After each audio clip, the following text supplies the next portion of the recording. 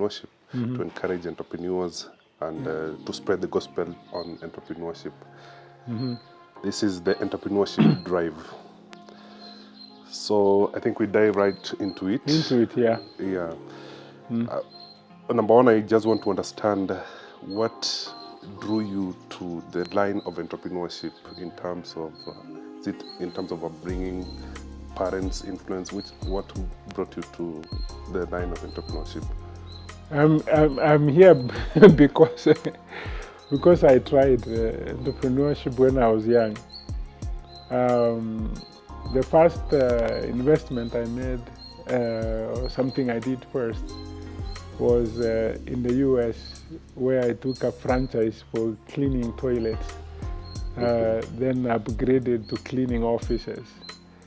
But I made a mistake. Because I hired some young people from Mexico whom I didn't quite understand. And what happened is, that time, the laptops were just beginning into the market, and they were very expensive. And I was supposed to have taken insurance for my company, so I didn't. So when one laptop was stolen, it finished me.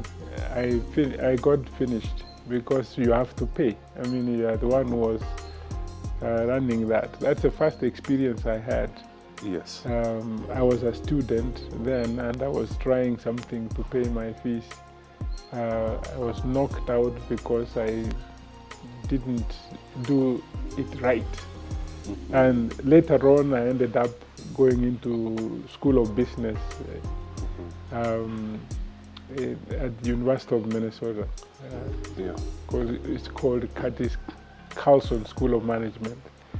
And by virtue of going there and coming back here home, when I came back, I couldn't get a job immediately. So I got into a small enterprise exporting vegetables to Europe and other things. But it wasn't very sexy. So some people thought that I had dropped out of school and came back home.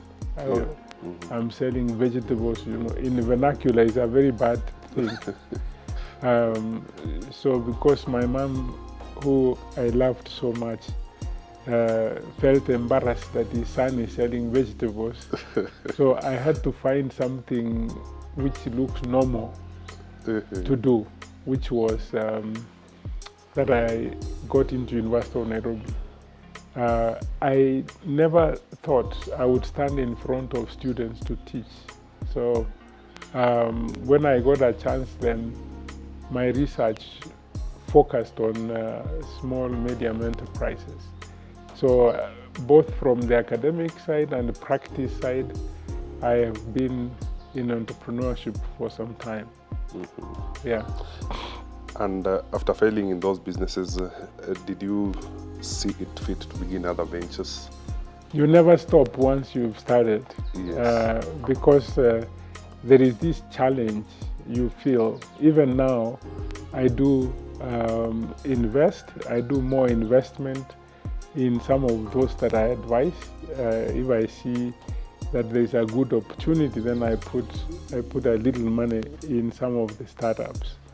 To the extent that I got to a point also in trying to develop a fintech, a small fintech. Hopefully at some point it would grow. Yes. Yeah. Why is it important, Prof, for us to have to build entrepreneurs in Kenya and Africa? Well, because entrepreneurs are the ones who create jobs. If there are no entrepreneurs, you will not create jobs, period. Somebody called John Stewart once said that you can have the three factors of production. We say land, labor, and capital.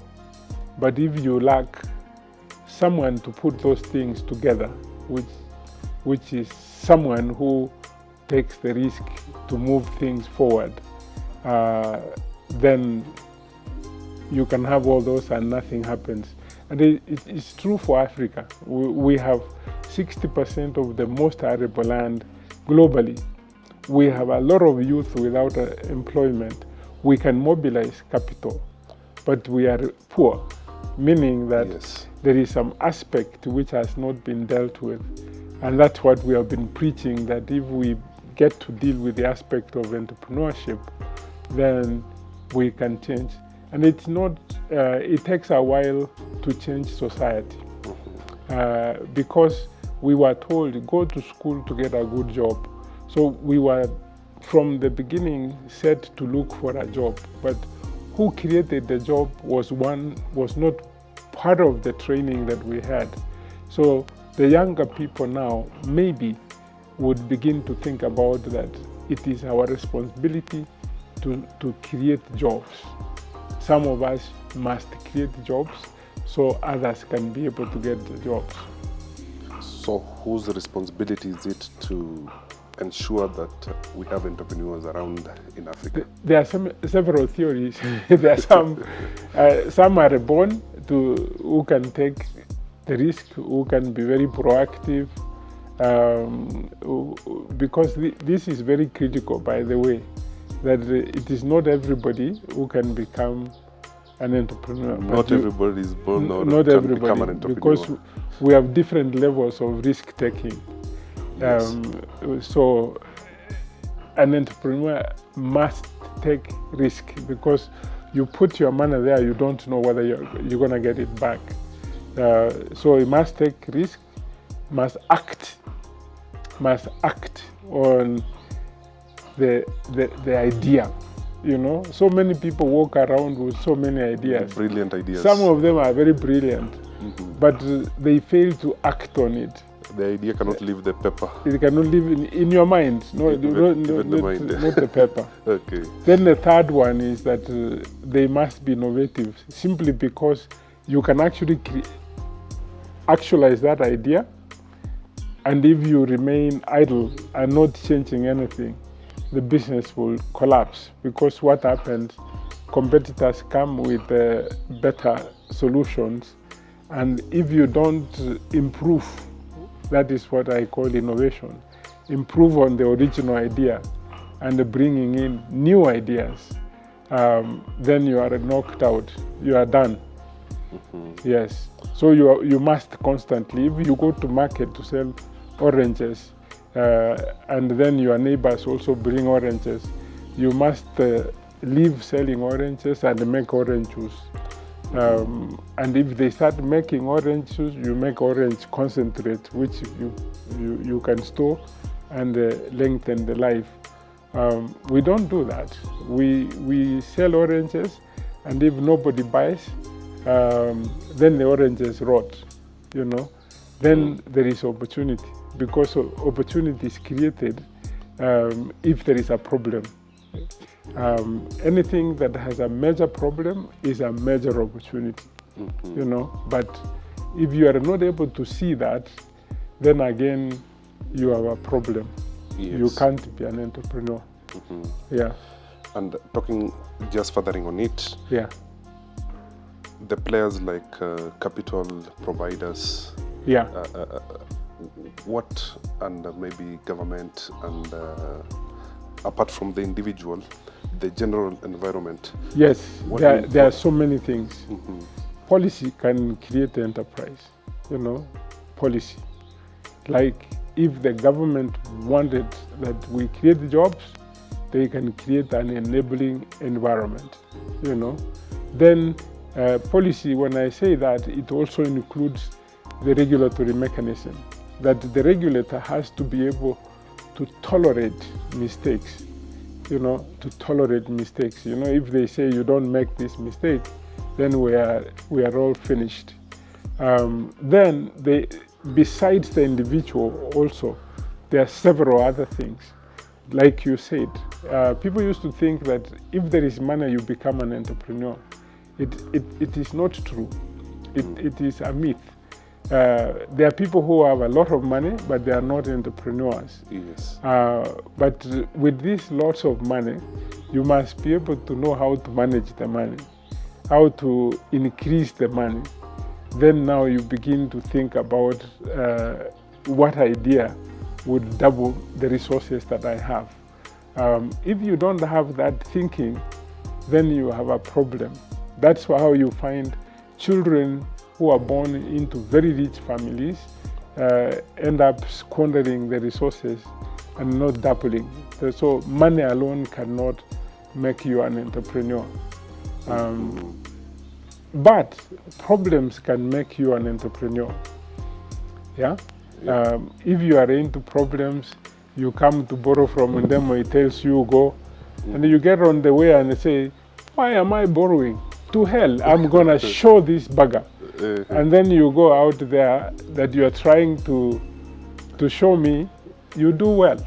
Yes. We actually call that displacement theory, that if you are denied, actually slight problems, most of us grew up with problems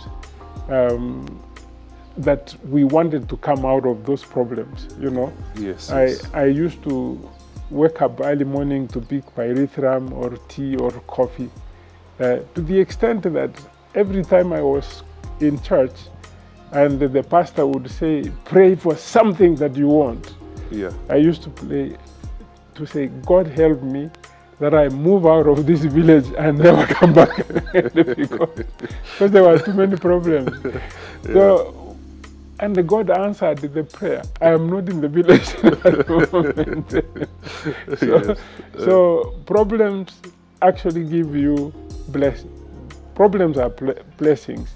People don't know that. Yeah. Yes. But if they get to know that you keep on asking people and they refuse to give you money, you say, you stay with your money. I'm going to show you. Yeah. Whether you have resources or not, and people think I have to get money, but money has become available because of mobile money. Yeah. If you are disciplined, you get loan that is non-collateralized. It was never there before. Before you needed a title to get the loan. That has changed. We actually need now to say that has been taken care of. What else do I need? I need people, you know. Yeah. I need people. So if you come to me, if I refuse to give you money to go and consume, you come and say, no, I need your head. I need you to be part of me, you know, and I'll give you a portion of it. So we actually call it entrepreneurial teams. Don't pick the people who are like you, you know. If you are somebody who likes to drink, you don't call other people who drink with you to be there. You bring people who don't drink, so they moderate you, they say this is beyond. Yes. Or bring somebody who has done finance, you have done leadership and other things and whatever. So you bring from various sectors to help you to grow. Yeah? Then the other problems which cause failure is around leadership. The outcome of the performance of our company reflects on the leadership, you know. Yeah. But we never find simpler terms to explain that. So we say leadership, we blame leadership. Leadership is very key to successful entrepreneurship. Number one, you know, frugality, you know. If you remember the friction between those who broke away from the Catholic Church to become Protestants, we actually have something called the Protestant ethic in entrepreneurship. They were very frugal at the beginning. They were very, very frugal. That made them very, very frugal. Yes. And being frugal, you actually make savings and you succeed. You can't be an entrepreneur and call everybody every weekend to have a party.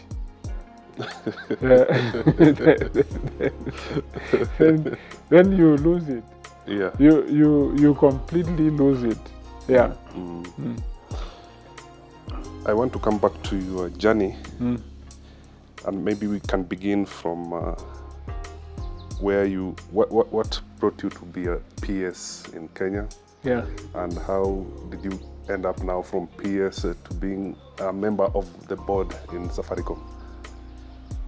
Well, to be PS, I didn't plan. That is pure luck. But again, not pure luck, because I from 2002 I used to help some political parties. They would ask you go and do this document for us. You do the document and then they forget you, because there are people who know how to get jobs. Me, I was just a faculty at the University of Nairobi, so they forgot about me. But 2005, one of the senior people in the Kibaki administration just remembered that I had just done too much without being rewarded, and said, you can be something. And I saw my name on TV. And I said, wow. I didn't know what it was, but there was no call, there was no letter, there was nothing. There was nothing. It was just a media announcement. And people were saying, yeah, you are a PS. And I said, okay, I'll go and do something. Yes. Yeah. And how did it culminate now from there to the point where now you joined the Safaricom at the board level? Well, if you do good in whatever you are doing, people remember. And I think because I babied REMEMBER, I'm the one who linked Safaricom from Telkom Kenya. Yes. From the beginning, I was there as a board member while I was a permanent secretary. So if you do good, again, people remember that this guy did something good.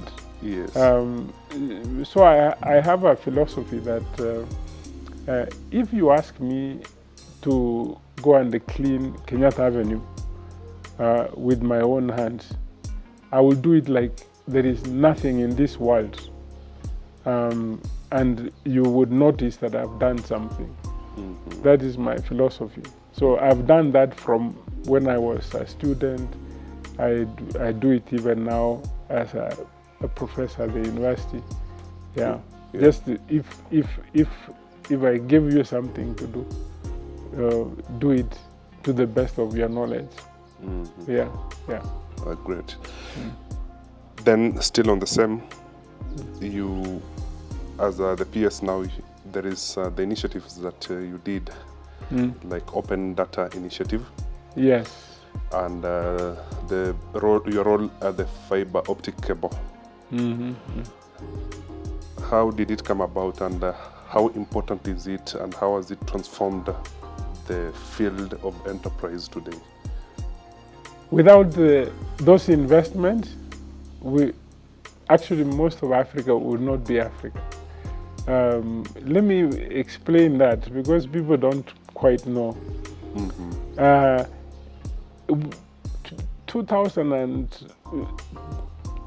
1990s, I used to work with others to get broadband from Telkom Kenya, and it was very frustrating. It was very expensive.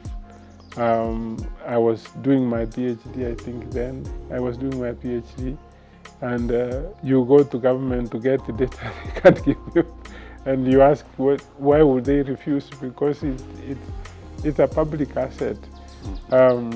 So I was angry with government also at some point, and we were the entire Africa was using 1 gig of broadband through satellite. University of Nairobi had 1 meg. Imagine all the students and the professors and stuff. Yes. So I had a cyber cafe myself on Riverside Drive near the university. Yes. Just to allow people to be able to use and stuff. It was 56K. And I thought that was like hyper speed. But you could go check your mail. Yes. And you go cook and until you finish cooking, that's when you hear the sound. Now I said, my mail has come, you know. And imagine I've rented the space, I have computers there, you have multiple people using those computers. Yes. So it was very frustrating. And I remember the first day I got into the ministry, I gathered the names of key people, especially from civil society and others. And I asked, what exactly does the sector need? Everybody separately, and you know I do studies, Yes. was saying that we need infrastructure. We need policy, we need infrastructure. I said policy is a very easy thing. 3 months we had the policy. Infrastructure was difficult. Yeah. Now, when I got into the initial initiatives under EASY, and I was keenly looking around, there were 22 countries, and I would say almost 19 of them had no clue what the cable will do to them. So they would come to the meeting and they say, next month we meet in Harare, or the next month we are in Lusaka, another. I discovered we are in that committee for per diem. I said, this is not going to take.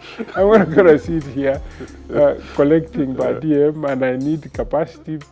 This government may come out, I need super capacity so that I can invest in the private sector. Yes, yes. So we were in Cape Town, and I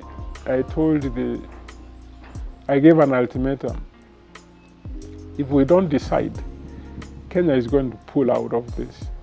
Easy. My counterpart in South Africa thought I was joking.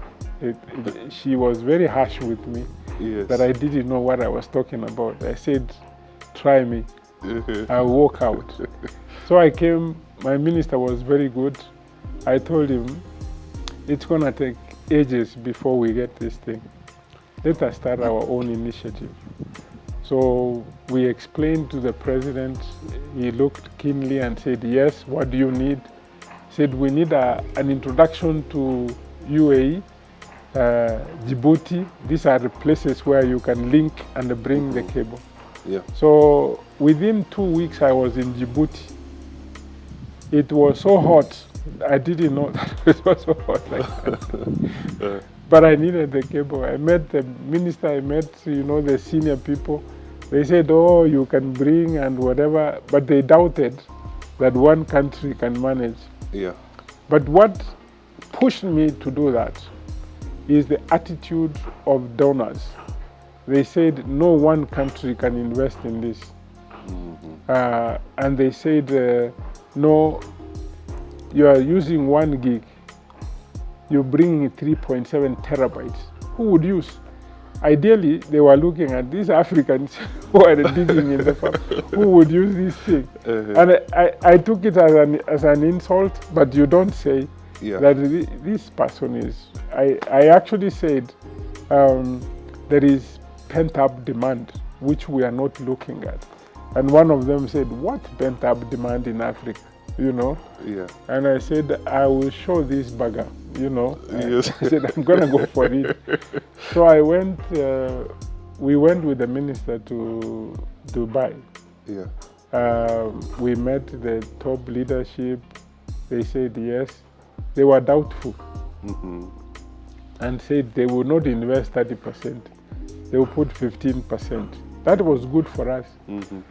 We came back, we called all the telcos and said everybody would invest in this.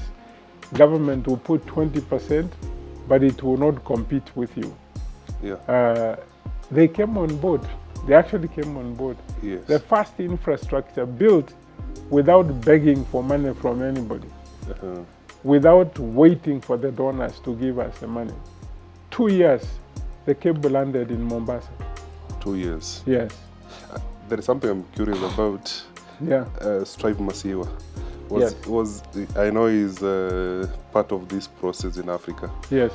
Did you ever work with him at some point? No, he was in trouble in Kenya. They had denied him the license. He kept the on Econet. chasing the Econet license. Yes. He was trying to fight. He couldn't listen to me at the time, but Zimbabwe understood what I was saying, and the Botswana. South Africa was smothering. There was any country that was landlocked, I think they paid 60 cents to pass through South Africa. And I was saying through NEPAD, what nonsense. I mean, what you bring boundaries which were brought by the Europeans and you put here for your people in there. That is when Botswana began to notice that this guy is not controversial. He is here to help us. I said the cable to cut across from either Mozambique or from South Africa should be free the same way it costs inside South Africa. It should cost the same way in your neighboring country. We did that in East Africa. We did not ask Uganda for cross connect or whatnot. We just gave them the cable. Yes. That's how IACO, which is the East African Regulatory Authority, we created that. You started seeing one network across the border. This is what would bring intra-Africa trade. This is what would create more entrepreneurs. We shouldn't be confining ourselves to Kenya, a small place, when we are 1.3 billion. China's success is because of the numbers. Africa has the numbers, but we are stuck around the borders that were created by foreigners. So, how has this cable transformed the enterprise? Turned upside down everything. Africa's economic growth now, GDP growth, is actually supported from productivity improvement that the cable has brought. Let me simplify that. Forget about these terminologies, productivity, whatnot, and everything. When I was a student in high school, I went to school in Nyeri and then Ruiru. My mom used to send me money for half term through posta. The money always used to arrive after midterm because it took several days. The MoneyGram and what? No, it used to be a telegram. Telegram. Imagine today, it takes 1 second, you get the money to come home. You can even tell somebody, get into the matatu, I'm gonna pay that. The money comes through. That cost that I spent in school, we call it the cost of inefficiency. That is what is called, you are unproductive. When you are able to do something at a much cheaper cost than it costs, then you are more productive. That money goes into what the government now calls GDP. It's how much productivity improvement that you've made in an economy that counts as GDP growth. That is just one. Imagine the transaction we do now daily around M-Pesa and other things. You used to be, even like you are seated here, you will not see any message until you land in your office. And that is if Telecom Kenya did not chop the line, for 2 days in the blank, you didn't know anything. So it has revolutionized. If you see the number of young people working online from their home, working across the oceans, COVID. Yes, if we did not have this infrastructure, we would be almost dead by now because the economy was run. I was teaching like normal. I still teach. Need to do the same. We anticipate changes in technology. We invest in technology. We talked about open data 2011. Today, the entire world cannot function without data. Every decision is made on data. Look at what the president said on fish. Said, we need to stop importing from China because we have waters here. He didn't know that we produce only 200,000 tons when we consumed 1 million tons. So what you would have said, hey guys, more entrepreneurs into Lake Victoria, into the Indian Ocean, we need more fish. Yes. Here is the resources. We facilitate this. Let us buy huge trawlers. Why would the Koreans come with a trawler into Mombasa and collect our tuna fish, which God has given us for free? Those are the questions that we need to ask ourselves. Yeah. So data is very important. Data is very important in terms of harnessing this. If we used effectively, that is precisely, because you can have data that alone we can spend 2 days in terms of the opportunities out of lack of data. Look at beans alone, which people can grow in the village. Yeah, we produce 300,000 tons. We consume beyond 1.2 million tons. Where does the balance come from? Tanzania, 400,000 tons. Ethiopia, 200,000 tons. Yeah, look at meat. We don't have sufficient. If Somalia closes the border, you will not buy goat meat in Nairobi. It will be too expensive. Yeah. So what we need to do, these jobless kids are the ones you tell them 20 goats every month, one goat, 20,000 shillings. They would now begin to invest because they see the opportunity. Yeah. Now we are telling them, go find something to do. They can't see the opportunity. Yeah. The problem is that we are consuming more than we produce. So what do we need to do? We need to create more producers. That's true. Yeah. That is something you talked about. It was hard to get data. Maybe for somebody who does not understand that, how was it then and how is it now? It was hard to get the open data initiative. This is actually, I should thank President Mwai Kibaki. Our data, our national data, had to go to World Bank for us to access it after 5 years. Come on. Yes. This is our National Statistic Office, collects population data, collects annual economic data, process it, gives it to World Bank. Then I am now searching this to do research. I access it from World Bank. That is ridiculous. Didn't make sense. Very ridiculous. It didn't make sense at all. It is, when I told him that, he said it shouldn't happen. So he said, you go and do it.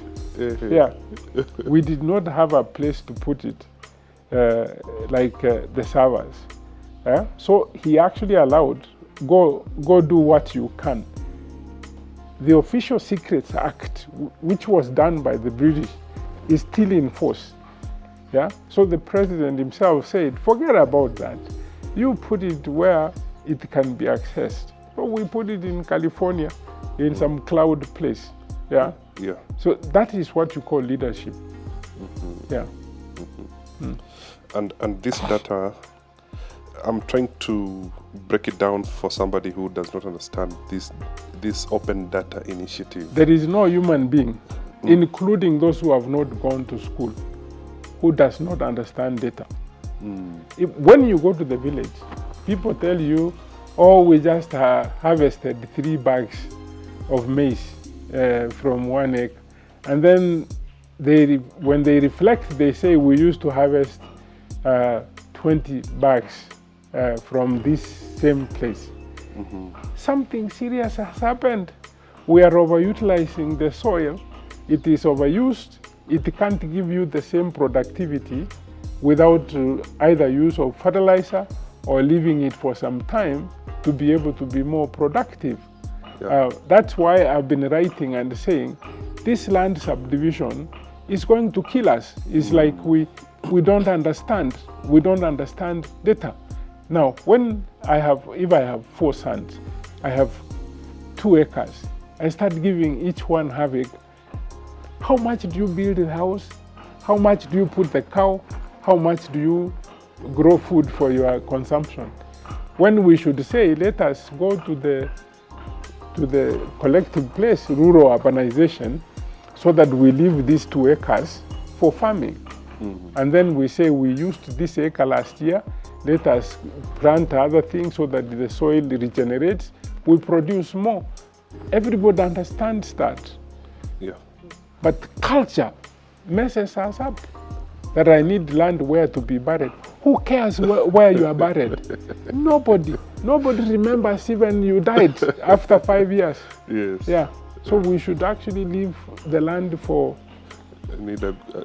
posterity, so that our children can say our fathers were very clever people. Here we have land for whatever, and we can live in flats in a small place. I'm actually addressing Western Kenya. Kisii, there is no land. Now, if you are a widow without sons, they say you are a Murogi, they kill you, so that they get half acre, an additional half acre. So somebody loses life because of cultural practices which are very primitive. Interesting. Lastly, there is that transition you had from being a PS to a civilian, high-profile job. I made a joke out of it. I made a joke out of it because I don't have a problem interacting with citizens. I don't fear that someone would kill me on the street. Yes. And so when I didn't see anybody call me, it was very amusing to me. And I said, me, I'll go back to teach. I was straight to my chairman and said, give me as many classes to teach. Yes. Then I became normal because now you are talking to people. Yeah. But if I said that I can't even talk to you because I was permanent secretary, you will die of loneliness. That's true. That's true. And that's what many people make mistakes. They need a driver to drive because they were driven. No, me, I said, I've driven 29 Volkswagens in my life. And I have no reason to change from driving. You like Volkswagens? Yeah, I've had every model of VW. The first one I bought was older than me by 10 years, by 20 years. Yeah. And then I bought two, the old Beetle. Yes. So then I bought two others to repair that one. Then I went to US, I was buying VWs, and at least they went back to produce. Yes. Then I still have VW. Yeah. And if God keeps me around, I will still have a VW. What is it about the VW? Well, it is an ordinary man's car. That is how it was called in German. Huh? Yeah, ordinary man's car. Ordinary man's car. Okay. Yeah. I get it. Come to think of it, if we are supposed to meet at KICC, and I am there with my VW, how many people in the conference would know what means brought me there? The purpose is to move from A to B, period. That's true. Whether you got into a Bugatti, we would be there, both of us, we'll be there, both of us. Yes. Yeah, so Bugatti, I call it immoral to buy a Bugatti. There are some levels I say it's immoral. When people walk barefoot, people have no food. Yes. And you're driving a $1 million car on the street. That's immoral. Whichever way you do. Yeah. I would rather maybe pay fees for some young kid. Maybe they would remember me when I am too old. Yes. But you drive a Bugatti and they ignore them, they'll be praying for you to die. Yeah. Okay. Yeah. That's interesting. Yeah. And what lessons did you pick from all over the time about top leaderships? I don't look at any level of leadership. There is leadership. Even what people don't understand. Over time, leadership changes. Men think they lead their families. But my own data, which I still hope to publish,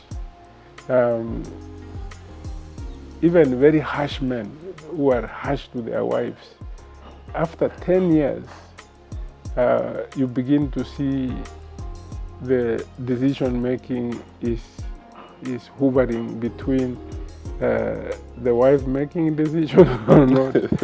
After 20, they completely ignore you. And if you get to 40 in marriage, they decide everything you eat, including what you are wearing. So who is the leader? It's actually very true. I look at old people and they say, no, the doctor said you don't eat this. You sit here and you eat like a small baby. So these silly things people say, men should take the leadership. Men should, even men selfishly do things like parliament, you know. We said in the constitution 30% should be women in parliament. We should have looked at it differently. There are 400 men and a few women in parliament. We should simply have said every constituency you have a man and a woman. You still have 400. That's true. But they don't want too many women around, saying we are the ones, the chosen one to lead. But God said you can never lead throughout. So we must be humble ourselves enough to create opportunities for others and change the world. The world is supposed to constantly change. If we go back to where we started with innovation, you can't stay with this similar concept throughout. It has to change at some point to improve it. So we need to improve our status and be more. I'm saying this in a very serious way because I teach at the university. We're beginning to see more women in many programs than men. And if we remain undermined with the culture, the day they take over, we'll be in big trouble. At least me, I've said on television that give them a chance, they will not harass me. Okay. So